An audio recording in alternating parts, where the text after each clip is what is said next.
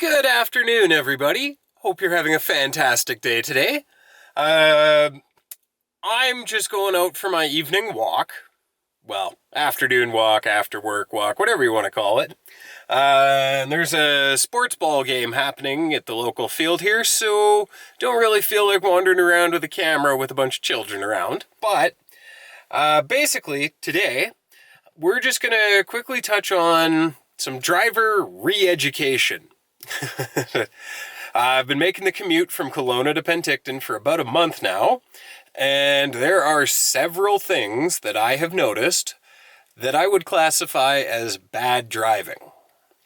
So I've got a list, and we're going to kind of talk about it as we're driving. So, yeah, if any of this is stuff that you do, maybe you should take a second look and just make sure that you're doing it right.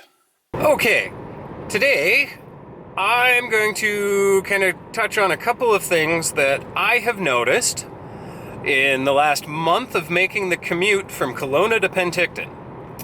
And a lot of this that I'm going to talk to you about today is stuff that you should know from driving training.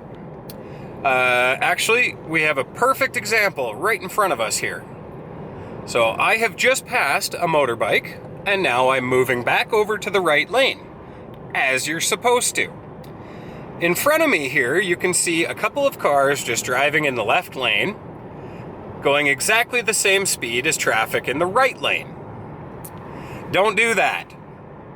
If you're not passing somebody, get in the right lane. End of story. Okay? There's lots of reasons why you need to be in the correct lane. Safety is one of them. Two, most people don't check the right side mirror to watch for somebody passing. Right? So just don't let it be a thing. The next issue is what's probably going to happen as we come around this corner. We're on a beautiful 4-lane highway, and I have the cruise control set. So as I move over to pass this truck, right, I'm going to have to slow down because traffic that's just cruising in the left lane isn't passing anybody. But as soon as we start going down a hill or up a hill, everybody's speed changes because nobody seems to use their cruise control. It's quite annoying, actually. Because why wouldn't you use it on this kind of road, right? In these conditions, of course. If it's winter, don't use the cruise, right? So, we've passed the truck. Am I going faster than the car in the right lane? Yes, right? But I'm not catching him very quickly, so I'm going to pay attention to my mirrors. Make sure that if somebody is traveling faster than I am, I will get out of their way. Whereas the vehicles in front of me here aren't doing that. They're just sitting there waiting. Where they should be waiting is the right lane. So I'm just going to continue to beat that dead horse to death.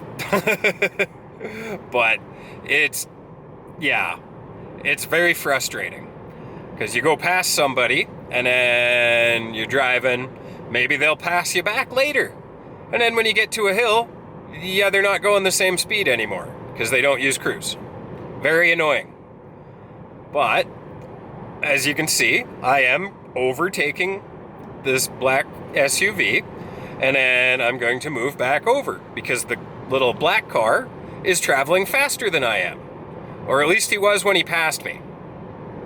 Also, the 4-lane ends up here, so we're just going to knock the cruise off and move back over to the right lane because there's no point in passing everybody just to end up one car in front. Unlike what some people are probably going to do here. No, they're moving over. So today we have good drivers. Yesterday we did not. So, little things that I wanted to mention. All right, my next little complaint I have that I've noticed is following distances. So, the speed limit here is 90. 90, yeah, we'll round down. But this following distance, on the camera it's going to be a little bit tough to get perspective, but the Cadillac comes with this wonderful system that keeps track of how far away you are. This is the distance that the car tells me is required to stop. So if that car in front of me suddenly became stationary, this is the distance it would take for the Cadillac to stop by itself. Okay? Now that's fancy computers and all that stuff. Well, now that's quite a gap, right? If I drive like this, people just move over assuming I'm letting them in. They don't take into account stopping distances. As you can kind of tell by the vehicles in front of me here, they are way, way too close together, right? Because, yeah, right? The speed limit is 90, but people are traveling so close together, it reminds me of a traffic jam. And that's how you end up with multi-car collisions. So, leave space, keep up with traffic, signal, stay in the right lane unless you're passing, and the other one is if you're turning, turn on your signal light before the brake lights are applied so that people actually see what you're doing. It's a beautiful, beautiful evening drive home. So, those are just a couple of the observations I've made over the last month-ish of commuting from Kelowna to Penticton. And I'm sure there's a few other things. Oh, see, there, I'm too close. Okay, the car couldn't stop itself at this distance. Right? Now it can. So that just goes to show how close people really drive. All right, and one final observation for today. And it involves designated passing lanes. So, I've always joked that the universal sign for speed up was passing lane, 100 meters. So there's a sign up here on my right.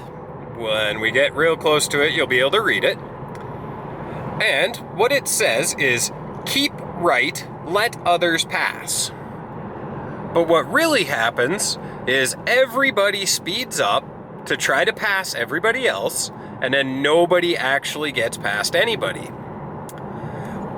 So if you're in the front of the line and you come up to a designated passing lane, don't speed up unless you plan on continuing to go that speed. Right? Let others pass you if they want to voluntarily break the law, we'll say. Right? It also is a safety issue. Right? Left lane camping is dangerous, right? Because like I'd said, most people aren't checking their passenger side for people passing them. They keep an eye on the driver's side. So, that's just my little observations over the past month or so here.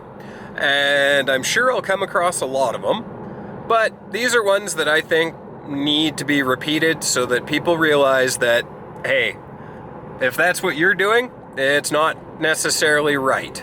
So, maybe check how you're driving. Well, guys, that's enough ranting from me for today. So thank you very much for coming along. Hopefully you enjoyed, maybe gained a little bit of knowledge, opened your eyes just a little bit to the realities of what is some pretty bad driving out on the roads. Please consider subscribing to the channel. Have yourselves a fantastic day. Make sure you drive safe, and we will catch you on the next adventure.